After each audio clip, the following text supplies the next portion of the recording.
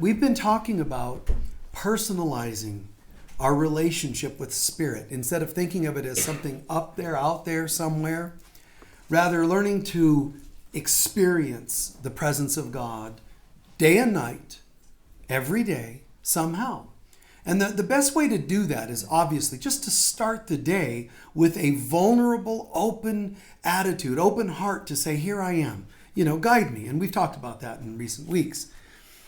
But this is very important to understand because there are people on this planet that still, even so-called spiritual people, are still trying to ask God for things. God, give us world peace. God, make me more prosperous, or do this or do that, or whatever it happens to be. Bring back my partner who left me, and all kinds of things.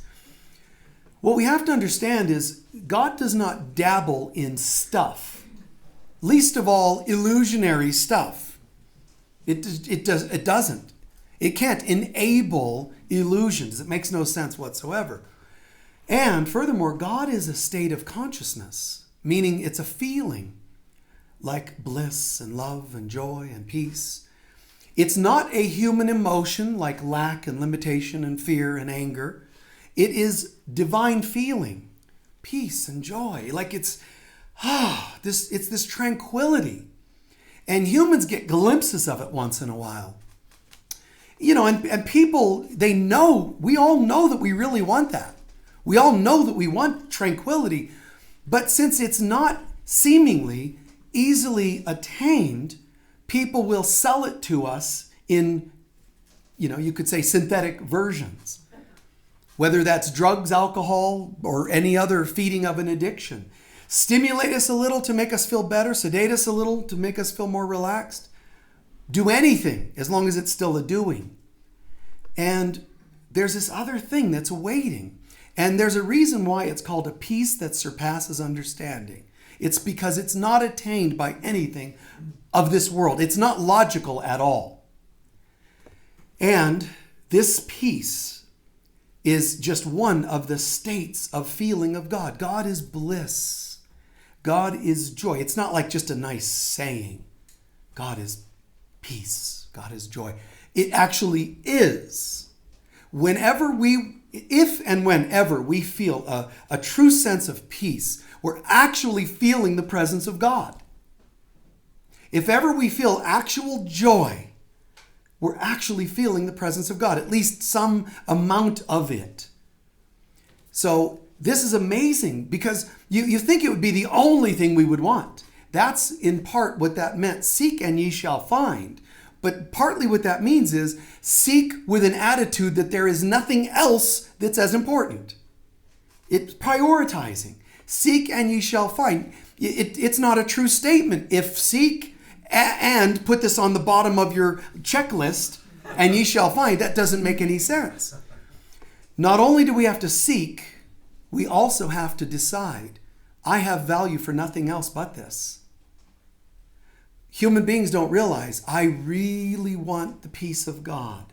I also want to get revenge for that. I want to be right about, and all those other things exclude the peace we just said we wanted.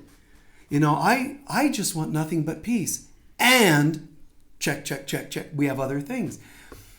We will have the peace, the love, the joy, the presence of God, honestly, when we want nothing else. That's how it works out. The math of it. When we want nothing else, then that's the only thing we'll find. In the meantime, while we still think other things are of value, it becomes a competition in our hearts and minds. Just automatically, by default, as long as we think anything else can serve in any way. So there's people, they get the defenses ready in an argument. I really want the peace of God, but in case that doesn't work, I've got to be ready, for the argument. And it's hard not to think that way on this planet. This planet tells us every day that this is the only way to survive.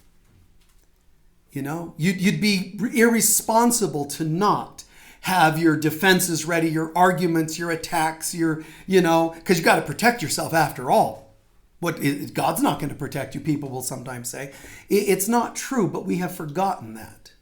We have forgotten that that love is so powerful. Peace is so powerful. Like you take the person Jesus. They called him the Prince of Peace. And if you think about it, the logical head tells us, okay, so peace and then passivity, and he let him crucify him. So that's what happens when you're peaceful. Peace, passivity equals death. And we go, no, I'd rather not. Can I have a different mantra instead of peace? Peace that this guy chose as his mantra, love and peace, was so powerful as a mantra that when he walks onto a raging storm, he can say, peace, be still, and the weather changes. So don't think that his demonstration of passivity in an instance or two means that peace is nothing but passive. It does not mean you're a doormat when you embody peace, because he also told the soldiers to get a life when they came to arrest him a couple times. He said, I'm not in the mood, get lost, and turn them away. That's not any easy task. But to tell a storm, chill. I'm paraphrasing. Chill. And the storm's like, okay, sorry. That's powerful stuff. Peace is powerful. Love is powerful. Powerful not in the sense of negative intensity. Powerful in the sense that it can do anything. Peace and love, joy and abundance, they're actually all the same. Any feeling of God means the state of God, a consciousness of God. So when you say, I would love the peace of God. No, wait, I want the joy of God, because peace might be missing something. They're only still human perceptions of what these words mean. When you say, I would love to feel the peace of God, it means the consciousness of God. With that comes all the gifts of God. And that's really cool. But it is a choice we have to make. I've done a talk here before where I talked about joy. And I explained, joy, like, how do I get joy? It's not from an external stimuli. Joy comes from moving the blocks to joy. That's how amazing this is. The presence of God is actually already here, which also means so is peace, love, joy, and abundance. Oneness, bliss, all of it. But why don't I feel it? Something is in the way. So, A Course in Miracles says there's a couple of things you ought to consider. One, how do you recognize peace if it does show up? How do you attain that peace? And if you attain it, how do you keep it? He says these are important questions you ought to consider. And in a nutshell, how to know peace, which also means love, joy, any attribute of God, how to know them is they're unlike anything of this world. And that means primarily, first of all, it feels like a feeling that wells up inside. For example, if somebody tells you some good news on the outside, it's a stimulus on the outside, you go, wow, TV, a negative. Oh, you're devastated. That's a stimulus from outside. That's different from something you feel that rises up within. You guys get what I'm saying, right? It's like you feel it's something that's coming from inside, and that's one way to know it's coming from God. Another way to know is it makes no sense whatsoever. It's not typically a feeling you have had before, but it makes no logical sense because I should be scared right now, and for some reason I feel kind of peaceful. That means you're experiencing something supernatural. And that's how you can know it's from God. Something is happening that is not of this world. Because of this world, it's very simple. When something says boo, I get startled. That's the natural progression of this world. But instead today what happened is someone went boo, and I was just still kind of like, what? Just holding this center. I just had this peacefulness. Someone says, I don't like you anymore, and it was okay. Someone said this, someone said that. The news said, watch out. And it's like I just felt this sense of peace. A loved one is struggling, and it didn't push or pull me out of my center somehow.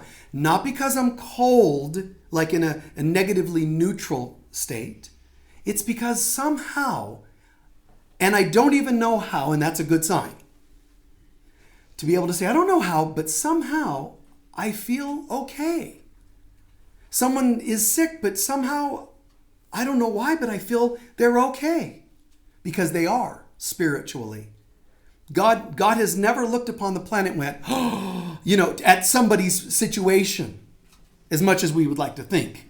Our situations are so terrible that God would react in such a way. God has never went, oh man, that is that is unfixable. Oh, me. That's never happened. How can I feel more like God? Now, here's what's important. If you think about it, think about all the people that are challenged that you run into on a day-to-day basis and how much they're benefited by you actually holding your center. I know that there's times when they're looking for somebody to hook in. And when you don't give them that, they're not going to like you. But really tune into it, and it's obvious. We are more helpful to people when we don't buy into the fears. So people will, the news will, but people will try to, hey, did you hear? There's something horrible happening in the world. Who would have thought? And it's a temptation because they're off center. They want to pull you off center.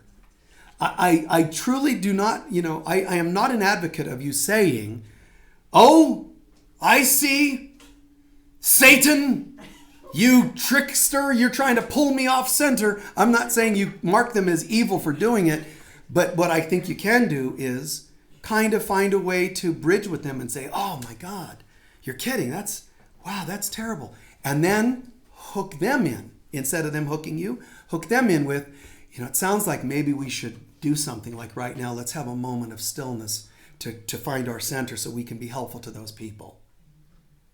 You see? You said it tactfully. You didn't wrong them, calling them bad or evil or whatever, but you acknowledge, but then you offer something else. I'm not telling you that all the people you say that to are going to go, wow, great idea. Some of them are going to be like, you live in Sedona, don't you? You're one of them new age nutcases. Oh, let's pray on that. They want you hooked, and they're not going to be happy when you don't get hooked. And some people will appreciate it.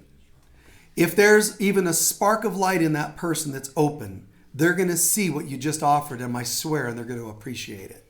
The ones that don't, not a problem. At least you still held your center. It's very important because the world is asleep and it wants to pull everyone into that sleep, that amnesia from recognizing who we really are.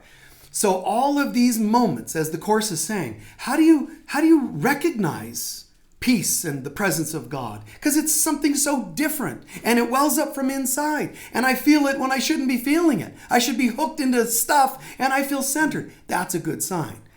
Then he's going on to say in the Course, how do you find it? How do you grab that more often and lock it in? So he says, as I've told you before, seek and you shall find. You have to want more than anything else to feel peace. Some of us say, well, I'd like to feel peace, but I don't. I'd like to feel happiness or joy, and I don't. Again, it's not because we're bad, but we're so programmed to feel other things.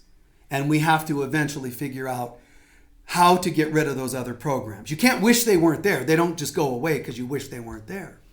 You have to actually recognize that you've got them, which is the opening of responsibility. I recognize I would like to feel peace and I'm not. Step one. Then we can start saying, this lack of peace does not serve me. If you don't recognize the lack of God's presence doesn't serve you, you're not going to give it up. You have to become just viscerally aware that it is doing you no good to live the way you were. Kind of like getting into a 12-step program where you start to say, this life is not serving me. I need some help. It's that level of vulnerability. So this is not serving me, and I suspect that there is something that would represent my highest good, that being God. And I'm ready for that. You walk yourself through that progression, recognizing what's happening isn't making sense to me, willingness to give it up because it isn't serving me, and choose something better. That is the progression that it takes for our brain to actually be willing to be unplugged and rewired. Otherwise, it has little rules. And it says, if you don't go through this progression, we will not allow this reprogramming. You can't skip a step. You can't just skip the first step that says there's a problem. You can't just go, I think I'm going to now just affirm that everything's peachy. It's saying, oh, well, thank you for sharing. That doesn't do anything because there's no room in the inn. There's no room in this brain for everything's peachy. We already have everything wired that it's not peachy. And until you unplug that, there will be no circuits open for you to plug something in. Essentially, that's how it goes. So peace has to be sought by us, but also we have to become determined that there's nothing more important. And those are those moments, I believe, when we're getting into our greatest levels of humility. You know, kind of like even when we think we've got it figured out, even when we think, you know, well, my life's not so bad. I mean, why do I need to do all this kind of open-hearted prayer if everything's kind of going well? Because it can go even better. Just to be able to say, I do not know. I'm open to Spirit that knows everything that would be the greatest good for me and everybody I encounter. Besides, my life going so-so is not the greatest goal. It's how can I also bring that to other people? And I will be more guided if I surrender to Spirit on who to bring it to and how to bring it to them than if I try to figure it out on my own. We have to understand the ultimate concept of channeling is to channel, meaning to be the presence of God. Not to just channel an entity of some kind, but to actually be a living channel demonstration example of Spirit. How can I be the presence of God on earth? So we have to learn to ask ourselves some very important questions, because if we don't think it through, if we think, you know, things are kind of going okay, it's not going to open us up. So we have to learn to ask healthy questions. You know, that includes every day, if I'm not feeling peace or joy or love, it means I have not chosen it. And I know that's a tough one. But we will automatically feel whatever we are most invested in feeling. Got that? So you can't say, well, I wanted peace, it just never came. I have to want it more than my standardized programs, the programs that are already entrenched for lifetimes perhaps. I have to make these things my priority choice. And if it's not happening, I have more work to do. Either do more choosing to experience it or remove more blocks. Because that's all it is. Choose it, but get the other out of the way. Meaning, forgiveness is the number one key that brings as a natural result. It's kind of amazing. Because we don't have to forgive and then go looking for joy and try to find it and then figure out how to breathe it in and integrate it. Joy or the presence of God automatically, because we are one with God, but we forgot. So when we forgive, that connection we have with God starts showing up. That's why often when we have prayed to be helped or prayed to forgive someone, you often start to feel kind of a nice feeling inside. And it's really kind of a drag because all too often people forget to even watch for that nice feeling. They're kind of still waiting for stuff. I didn't see any bright purple light, so I guess nothing happened.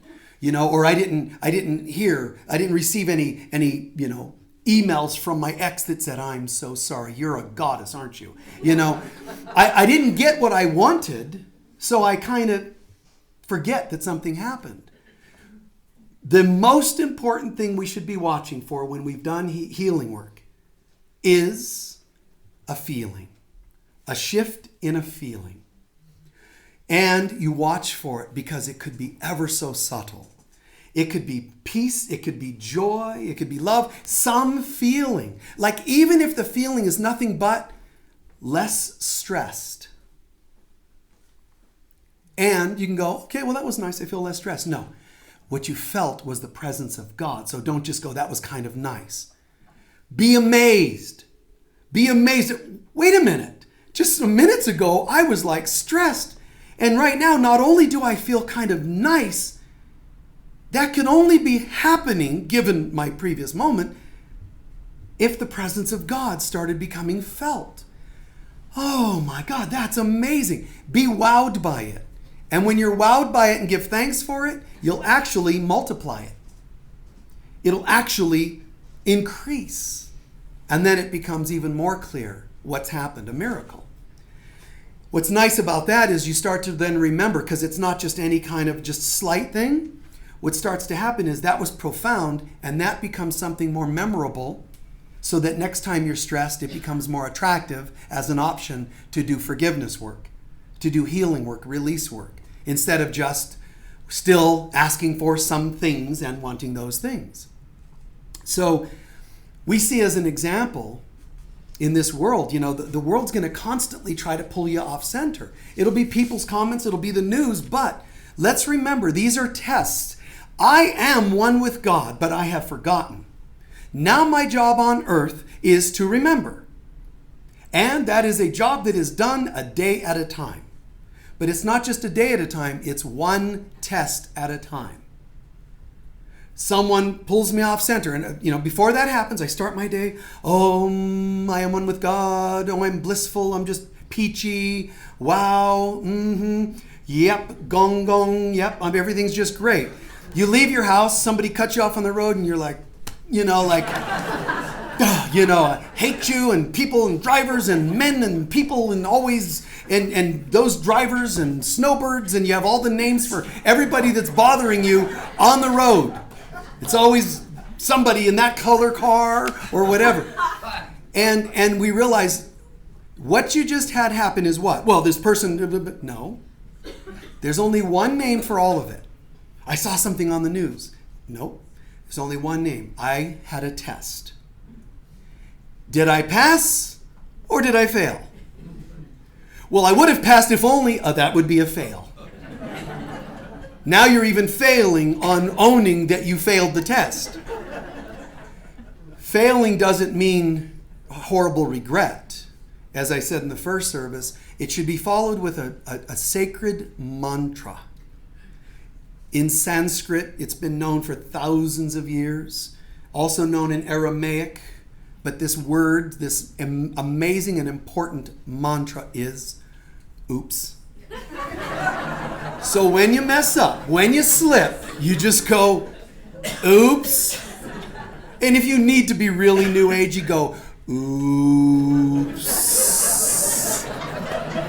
Drag it out a little bit. And then, oops. But that's all we need to do. There's no need for the hanging on the regret. Just, I get it. I get it. That was a test. How do I know? Because I was wanting to be centered in the presence of God, and right now I'm not. So I allowed, it's a choice, I allowed something to take me off my center. It pushed me, it pulled me, it did something, but I'm not here anymore. Oops. Now what might I do about it? The most immediate thing, of course, forgive yourself and just try again, get back on the saddle and let's go. But to put it in other terms, one practical thing to do is when you have a moment, for example, if you're driving to work, somebody cuts you off on the road and you get all upset. When you get to work, park the car and take just 60 seconds to stop, see what's happened, oops, and then visualize the whole thing happening differently. Visualize that you didn't lose your center, that you handled it differently. Why? Because I'm telling you to be in denial? No. I'm asking you to do it right, at least etherically, in energy, in consciousness, so that it is wired in your brain that you did succeed, which then makes my odds next time greater that I will succeed. If you wire failure, your brain will only know that it doesn't know how to succeed at that particular kind of test. So there's a way out of it, and it's instant. See it differently.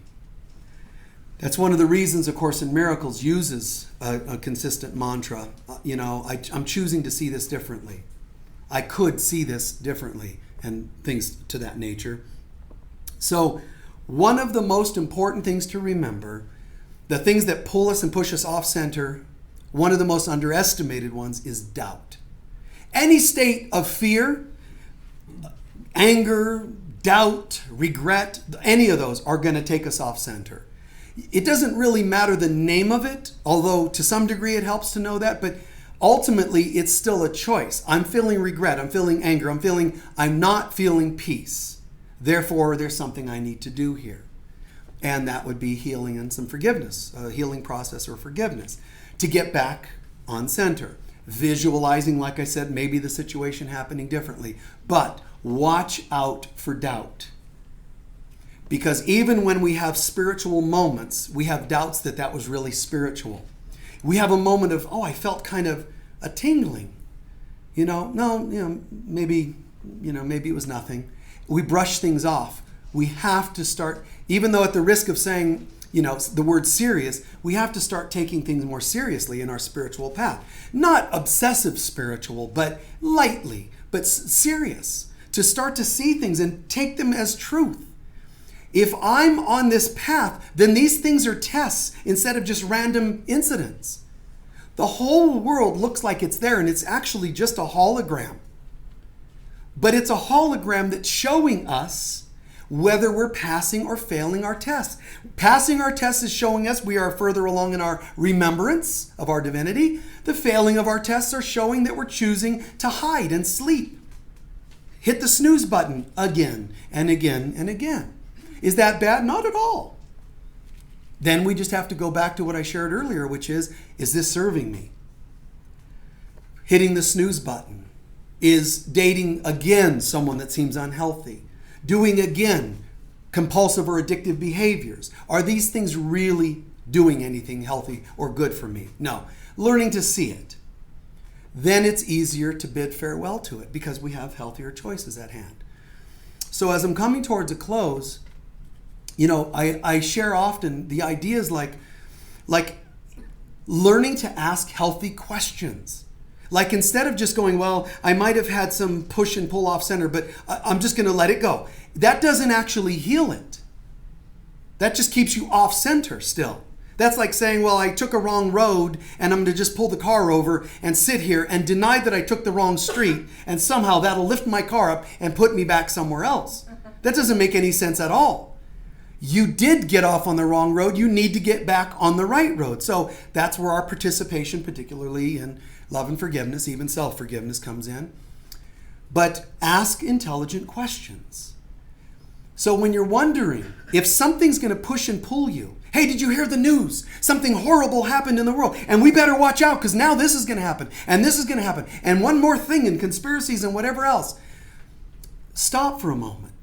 And ask yourself, when you start to get pushed and pulled, ask intelligent questions such as, is this what God would have me feel right now? I wonder. And ask intelligently. It's not likely. Even if this thing is happening, would God encourage me to become panicked? Because then that confirms that this thing has power over me. And that's what all the tests are about. I am as God created me, or I am not. If I am not, I have lots to worry about. If I am as God created me, nothing has power over me. So we come back to that question and confirmation again and again. So you hear stuff and people, watch out for this and look out for that. I'm not saying that people's concerns don't ever have some foundation in maybe a reality of some kind, something for us to consider, even our own doubts. But for the most part, watch, because doubts leak in and they will undermine the truth. The truth of God is the opposite of the doubts of the ego. So watch for the doubts and how they leak in. I shared in the first service, I'll share this again. When I first got to Sedona, I realized, it was either the first or second Christmas that I was here. And I realized, I think it was the first one, but I realized there were folks in the room. I didn't really know many people, but I realized there are some folks that are struggling financially, and also they didn't have family in the area. And it occurred to me, I said, we did a service like this on Christmas, and I said, it's Christmas, guys. Are any of you without a family or anywhere to go, and lots of people, whatever number it was, a couple dozen. And it was like, well, okay, I'm renting a place. I was given like 24 hours to find a place. So there was only 2 places available, and I picked one, the one closest to Unity here. So I rented it. I said, you guys can come over to my house and we'll just sit around and chat, just so that people had something. See, 1 minute kind of despair and aloneness, and now an answer. Kind of cool, right? So I said, come on up. And so, people picked up a dish here and there so that they could have food amongst each other. And we went and we sat, and then we just sat around and, chatted and shared thoughts, Christmas stories, and just a little inspiration, love, right? And it was interesting because right after that, there were a couple people that never came back to Unity again. And I wonder what that was about. A few of them just kind of disappeared. We found out that they had they sort of ended up having this insight that I was living in far too nice of a house for a spiritual leader. That's how they spent their Christmas, sitting around looking at, all it was a rental, and it's the only one that was available. But in their head, they had to go right in. That's what doubt does. They had doubts that a person can be this good, so they had to conjure something up. Now, I start hearing that, and now it becomes a test for me. The test is either going to be, wow, did I do something wrong? Am I living in too nice of a house? I should start looking at cardboard boxes or something. Shopping at a different place. You can get some nice ones over at U-Haul there or whatever. Some decent shape, so that people can say, oh, look how humble. He only washes his hair in rainwater and lives on the dirt, the land. Is that what they need? So I have to ask myself, this is a test. What am I going to do with this? And if you're in my position, you'd be asking yourself, just like you have your tests and voices. So I had to wow, did I do something wrong? Really? Is it too, well, no, it was the only house available anyway. But recognizing this is people and not to take it personally. The opposite option I had was hate them and get a better house. That's also not a good option. We have these charges around prosperity. And so you have an old school people saying money is the root of all evil. Spiritual teachers should not be in decent houses or whatever. That's old school stuff. But we have the opposite too, which is if you're a spiritual teacher, you should manifest wealth and live above everyone else. And that's crazy too. It's neither. Your own truth is your own truth. To thine own self be true. What is organic, if your house, no matter how nice or simple it is, if it's a nice natural extension expressing you, then I think it's organic, it's beautiful. It just feels like it's you. If it's got an opulence that doesn't fit you, then it's not organic. And if it's got a simplicity that's way low beyond what you are as a person, doesn't make sense either. It just has to connect well. But people preach this stuff. So they say money is the root of all evil. And the other saying, no, that's mistranslated. We're supposed to be wealthy. Neither of those is actually true. But those people, money is the root of all evil, don't realize judgment is the root of all evil, not money. Judgment. And when you judge the people with money, you are the root of all evil. Now, by evil, I don't mean those people are evil, but here's what it means. Judgment is the root of all evil, and the word evil means veils. Veils, evils. Judgment is the root to all veils that separate us from one another. So as soon as I judge you for having too much money or too little money, my judgments of you are creating veils. Therefore, that is the root of the evil in this moment. And someone has to heal it. Jesus himself could be standing here, or any being you imagine to be just sublimely spiritual and high integrity, and someone's still going to potentially find fault. I mean, they did enough to crucify him. So think about that. I was kind of joking in the first service because I'm picturing, you take Jesus. How much is he going to defend? How much is he going to doubt himself? Jesus, listen, you were a saintly kind of spiritual guy, but you did get crucified, didn't you? Might have had some naughty karma somewhere hidden. Jesus would say, I only let things happen as I chose to let them happen. Perfectly. There was no victim. There was no negative karma per se. We could take someone like Jesus and say, we've got to find fault with him or with you when people pick on you. You've got to decide, have your answers, have your clarity, have your center in peace and joy, and not get pulled and pushed because of people's opinions. What if they would have said, hey, Jesus was really nice. He prayed, he healed, he did all kinds of wonderful things, but he did tick some people off. He kind of hurt their feelings. So I picture that, Jesus there, and Jesus, yes, on trial, Did you break the Sabbath and the laws and do healing when you weren't supposed to? Yes. Jesus, did you tell the priests that their father was Satan? Yes. Now say you're sorry. I can't picture him doing it. And he did. He told the priests, your father is Satan. And a figure of speech meaning, you listen to guidance from the liar of your ego.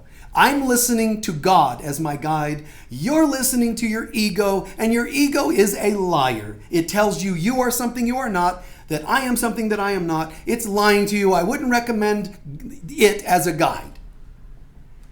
And it upset people.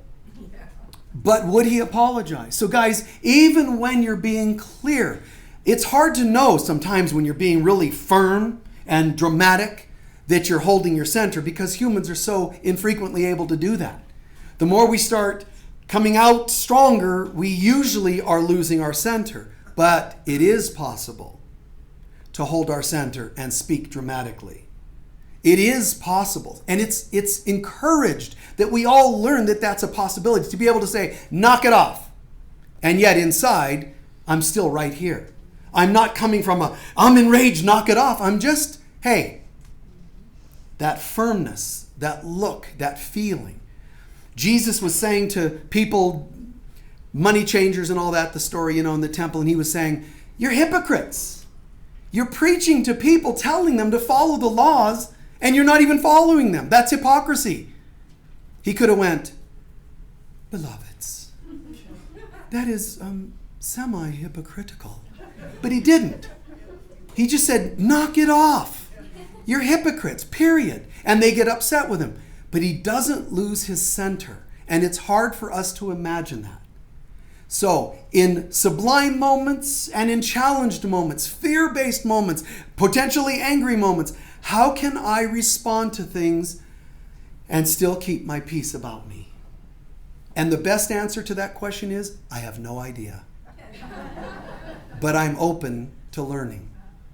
And let the source of that show us. I can try and figure it out. I can. Humans can try to, I know how to cope with stresses now. So when somebody upsets me, my counselor says, breathe 10 times before you speak. Okay, now I'm about to get ticked off. No, hold on, tapping.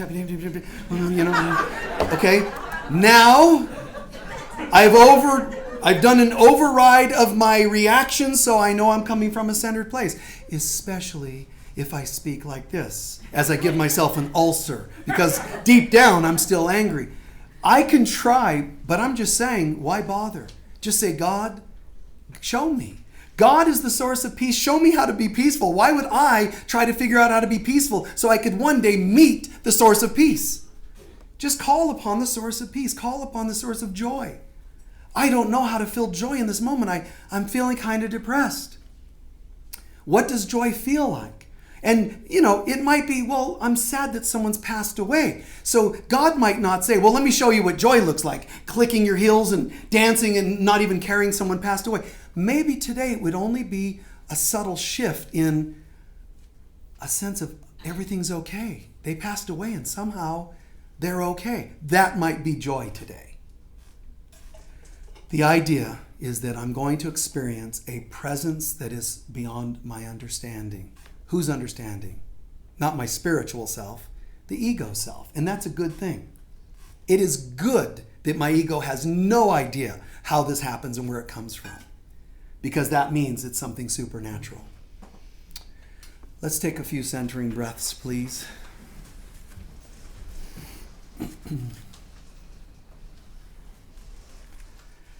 Setting aside the stuff of the world, as always, demonstrates our commitment.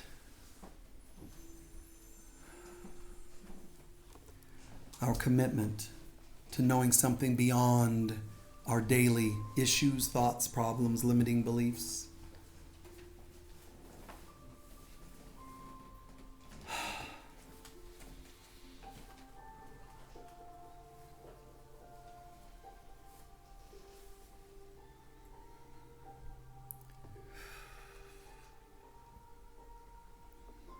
And let's allow the music to draw us inside. Just lulling us into a beautiful, quiet space in our hearts. Every note, every feeling of the music, just calming us and bringing us into a quiet, peaceful state in our hearts.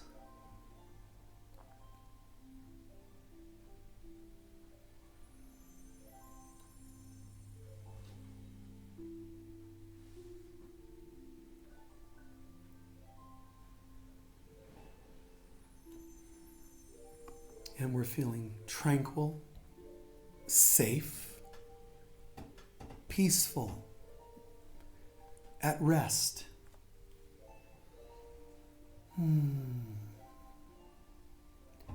Buoyant, the body melts away, and we feel a buoyance, a lightness, inside and around us.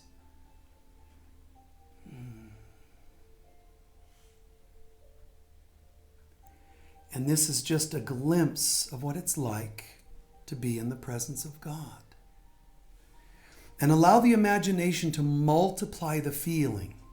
Multiply the feeling of bliss, peace, joy. Just let it percolate up and grow.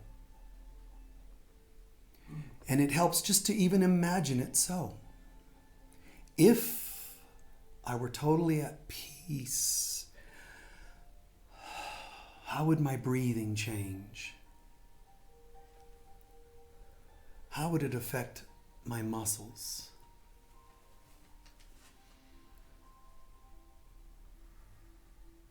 And as I reside in this space, now become aware of things that may have over the last week entered your life and tempted you to doubt. As was mentioned, doubt is one of the primary culprits to us losing our center. See anything that made you doubt, tempted you to, hooked you and pushed you to take you off of center. To doubt your financial abundance, to doubt your worthiness for healthy partnership, to doubt your health.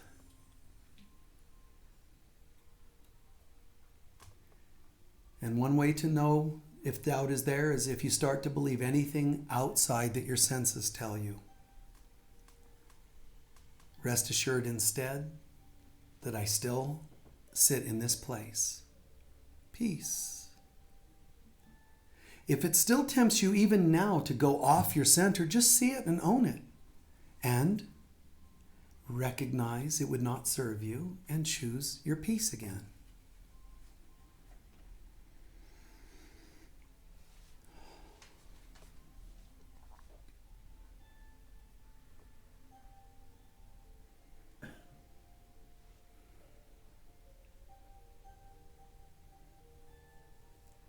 And then imagine all the people in this room doing the same thing. And if any one of us weakens a little, the others are there to support them and help them hold their center. And now we have a spiritual ecosystem, taking care of one another, maintaining support and center. And then imagine people that are watching this service from all around the world holding their center, becoming like light bulbs on a grid. And we're holding that center, we're holding that presence for everyone in the world. People might have more money, might have more power, more authority in this world, but they're just souls, also having their tests. So can we not hold our presence as a support to those people? Because they do reach out even when they don't know it. Politicians of every kind are starving at times for peace, don't know how to find it, and so they act all clumsy in the way they work, think, speak. Let's be that for them. Religious leaders, political leaders, parents that err in the way to raise children and be nice. Let's hold presence for them all.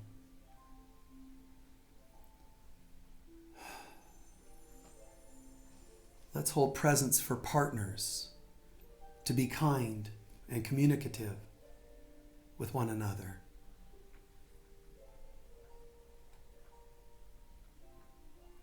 Let's hold presence for people struggling with addictions. We are here for you. All that you need is held right here as we choose to manifest the presence of God.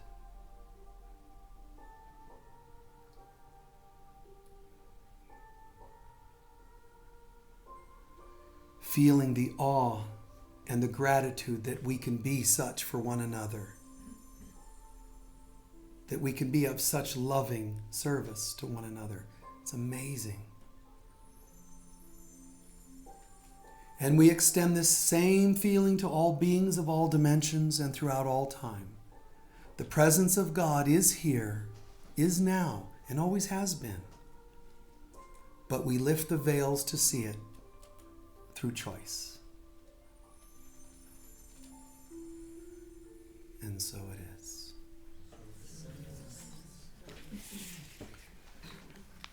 Now slowly reacclimate.